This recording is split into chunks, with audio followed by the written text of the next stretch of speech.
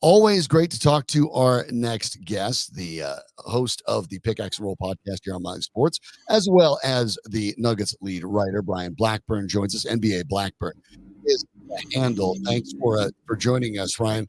Do you have a piece out explaining why the Jamal Murray deal isn't done yet, even though the framework for the extension is there, 4 years, $209 million. But now we have the Olympics coming up. It's kind of interesting that this isn't done yet, given the circumstances for both the Nuggets and for Murray. Yeah, first of all, thanks for having me on. I was curious about this because when Shams Charania of The Athletic reported that this was tending towards being done, it was on June 27th when he actually reported it. That was 12 days ago. I thought it was done. I didn't really seriously look into this until I didn't see Denver announce anything on July 1st when extensions are supposed to be like finalized and made official. It's funny, right before we went on here, they just made their first two official signings, Vlatko Cancar and Deron Holmes. Like that just happened within the last hour. So I was very curious about that because usually in these situations, when you've got a player who, like Jamal Murray, has done a lot for the team, has been a very, very important piece of what the Nuggets have done to win a championship, usually you would want to make that as public and as quick as possible. And I was very curious as to why it didn't happen that way. And the more I dug, the more I sort of uncovered that, yeah, there are still some gaps in what the Nuggets and Murray are trying to agree to. Some gaps, or are the Nuggets waiting, and maybe this overlaps, to see how he comes through the Olympics, whether he's healthy or not? Yeah, it's more nuanced than that, I think. The more I dig, the more I don't necessarily like what I find. There's stuff that I still can't say publicly about it and wouldn't want to say publicly about it, but this is a negotiation that it might be fine. If Murray is okay going into a contract extension year without secure money behind him, heading into an Olympics where he's going to assumably play hard, he may or may not play. It just seems very weird what's going on here, and just from what I understand about it, the team and him had negotiations. There were negotiations that they were talking through, trying to figure out what was supposed to happen. Like Shams Charania didn't just come up with magically the 4-year, $209 million max extension. Yeah, so like they've talked about it. The fact that they haven't come to an agreement, I believe, has to do with the language of the deal. But I mean, it's hard. Obviously, you struggle to get people to confirm that, struggle to get people to say things of that nature. But I think that's what's going on. And I respect the fact you're not at liberty to divulge everything. But don't those things center on his injury history? He's missed 151 games since 2021 when he tore his ACL. Oh, undoubtedly. Nuggets want some protection there somehow. Do they not? And is that a stumbling block? Not the only one, but I'm just saying, is that conceivably a stumbling block? Of course. I think that... And the fact that he shot 40% in the playoffs, playing hurt, perhaps even injured, shot 40% in the playoffs and about 31% from three-point range. Had a bad playoff. Murray has always been a playoff player, and the fact that he did not show up in that big moment, I think, was a watershed moment for him, for the organization, for everybody involved. That look, it's not all sunshine and rainbows if you're not great in the regular season, but then you turn it on in the playoffs, because it means that you have to turn it on in the playoffs in order to do that. And Murray last year missed 23 games. He missed, I think, 14 towards the beginning of the year with I think it was a hamstring strain, and then that sort of set him back. And a lot of people not necessarily very happy with the way that he has taken care of himself and the way that he has approached his training and his physical regimen and things like that. That's stuff that has become public. The Nuggets have talked about that. They want him to be the leader that they need him to be. They want him to be the example that they need him to be. And to this point, he hasn't been on the floor enough to fully get a no questions max contract extension. And so when I saw the number from Shams Charania, I was kind of surprised. I thought that they would be a little bit more hard and fast on the negotiation aspect of it because of the sort of the gaps in his play and that he hasn't been as available as you would want him to be. So it's interesting to see this evolve in real time. And I think that there are like both sides should be like I think that there's more to this than what has been even reported by me so far. There's got to be some motivation on both sides to get this done, though. You brought up in your piece over at MileHighSports.com, a terrific piece you can check out right now, more details on this. The idea that the Nuggets may want to create language similar to what the Pelicans did with Zion Williamson, protecting themselves a little bit. Williamson, of course, has some weight check-in parts of his contract, something that Murray wouldn't need. But the idea that there's certainly a number of games to hit to make sure that certain guarantees kick in. I get that Murray certainly wouldn't want that and would want to demand basically just the 4 years at the maximum. But the question is, with the injury history, you do wonder how many teams for a guy who has yet to be an all-star ever, and whether that's his fault or not is irrelevant. But the idea that any other team would be dying to give him a max deal, thinking he's the final piece of the puzzle, given the injury situation. So what I find fascinating is the idea that they're kind of kicking this down the road until the Olympics. And it seems like for Murray, that's a monumental risk, because if you're going to play hard for your country, and presumably he would like to do that as Canada's really, really interesting team in the Olympics there with the backcourt of Murray and Shai Gilgeous-Alexander. But that seems like an immense risk, knowing there's no guaranteed money on the other side of next year, knowing the Nuggets want to give it to him, but they'd want to probably do it with a couple assurances. There has to be a spot to meet in the middle. Do you believe that stubbornness might even potentially sink this thing, or is it just a matter of waiting it out for both sides to find a middle ground? It's a good question. I think that Murray's hot-headed. He wants the deal that he's going to want. And that also extends to the Supermax, by the way, which he turned down a previous deal in order to try to get the Supermax extension, right, which would be a much larger number. I've just done the calculations just a little bit ago.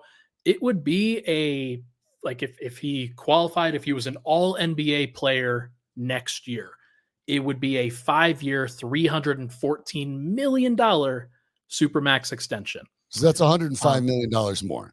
It is a lot of money. It is a lot. At the same time, is there anything that gives you, after the last 4 seasons in which Murray has not been able to play the number of games? In fact, in 2 of those cases, wouldn't even be able to get to the minimum number of games now to qualify for end-of-season awards, which All-NBA would be one. Is there any reason to believe that Murray can make that leap right now? It's a good question. And a couple of those years I know were affected by COVID. One of those years he was injured, and that's just like torn ACL. Sometimes that's going to happen. It's hard to really control that. I don't expect him to hold out for the Supermax extension. I don't think that that's something that he wants. I really don't think that it's something that either he or the team wants to go into a deal with an expiring contract, because things get really complicated, especially for a player like Jamal, who he wants to make the money. He wants to be known as the guy. He wants to be he's in a comfortable spot right now with Nikola Jokic, but he's also he has other motivations as well and would like to continue to grow with himself in this league. So it's going to be fascinating, guys. I'm very curious to see how this evolves, because I don't think that it is just a hard and fast, we are going to sign the contract after the Olympics. Because why, if the offer was out there, why would he sign it after the Olympics and not before, when he has the security? It just doesn't make any sense. And that part to me is fascinating, because the risk being undertaken there is all Murray's. All Murray's. Yeah. None of the Nuggets there. That's Murray taking that risk almost entirely. We also know that at the end of September, Aaron Gordon is up for an extension that could be 4 years, $143 million. Obviously, that's something that they have to take a look at as well. And then the idea of perhaps adding more talent. We know that the Nuggets and Russell Westbrook have been connected for a while now. What's the latest on the idea maybe with Gordon and potentially with Westbrook? What is the holdup there? What pieces need to be moved? Yeah, I think the Nuggets are willing to do a deal with Aaron Gordon. I think they're probably going to try to they're not going to want to give him the max that they can give him, but they are going to want to give him something to ensure that he is locked in at a number that they are excited about for the next few years. With Peyton Watson upcoming, with Deron Holmes, they just drafted, with Michael Porter already under contract, I wonder if it gives them a little bit of flexibility to not necessarily give an extensive contract, and they might take the same approach that they took with KCP. I don't know. I am not privy to those conversations, but I do think that Aaron is one of those players that he's in the prime of his career. Unfortunately for power forwards that play the physical brand of basketball that he does, as the athleticism wanes, the effectiveness and the impact often wanes pretty soon after. So it would be like, it's a dangerous one if they want to give him this maximum amount of money. Like the end of that contract could be tough. And yet you want to keep him around for sure, because he's a very, very important piece of this Nuggets team. On the Westbrook front, I will say that they are trying to figure it out. I'm not sure how strongly they are in control of the situation. He's still a member of the Los Angeles Clippers. It's their prerogative where they deal him, whether they decide to cut him, whether they decide to trade him. I'm not sure what that's ultimately going to look like, but I do know that the Nuggets and Westbrook have mutual interest, and that like Westbrook, he would like to be a Denver Nugget. That's what I'll say. Okay. Why would the Nuggets want Westbrook? I grant you that point on Westbrook wanting to be here as opposed to the Nuggets are better team. Why would Nuggets be so enthralled with someone who can't shoot and who is 35 years old and may not like playing behind Christian Brown? Yeah, that there is something to that, by the way, where you have a young player like Christian Brown who is going to be a first-year starter for the Nuggets in all likelihood next year, and you bring a guy like Russell Westbrook, who is volatile to say the least. He could probably get behind not playing as a starter in front of Paul George and Kawhi Leonard and James Harden. Although they did explore the idea of bringing Terrence Mann off the bench initially, I think for that reason. They decided, hey, we need some semblance of defense in the starting lineup. The Clippers do, so they decided, yeah, let's go this direction instead. But it is fascinating. I think that Westbrook is a better fit for Denver than you do, Sandy. I think that he's evolved a little bit in the latter stages of his career, and especially in this time with the Clippers, he's learned how to play off ball a little bit more, playing next to some of their ball handlers. He's not going to dominate everything, but I do think that there's still that inkling within him of like, you know what? I think I can take MVP, over here. I know it was a long time ago, but he's still a former MVP. And he'll always think of himself that way to a degree. Yeah, and like I have to imagine that if Michael Malone gets his hands on Russell Westbrook, the message will be, we will let Russ be Russ. And I'm not sure if that's such a great idea. Like you want to try to rein that in a little bit, especially for a team that has championship aspirations, that needs things in control. The Nuggets need structure within their second unit. If Russell Westbrook can provide that, like he's just the kind of the head of the snake there, then maybe there's something to it. I tend to doubt that though. Last one for you, Ryan. We're talking to Ryan Blackburn of Mile High Sports, the host of the Pickaxe and Roll podcast and the LU podcast. Check them out wherever you get those podcasts. But through 2027-28, only two players are under contract: Nikola Jokic and Zeke Naji. Zeke Naji appears to maybe have one of the most untradeable contracts in the entire NBA. And now that the Nuggets don't have a draft pick, they can trade until 2031. Are they just accepting that they're stuck with this, that they're going to have to wear this albatross of a contract, or is there still an effort to try to find somebody who might take it off of them, despite the fact they don't have draft picks to sweeten the deal? Yeah, I think they're fine going into the season with him on the roster without the expectation that he plays that much.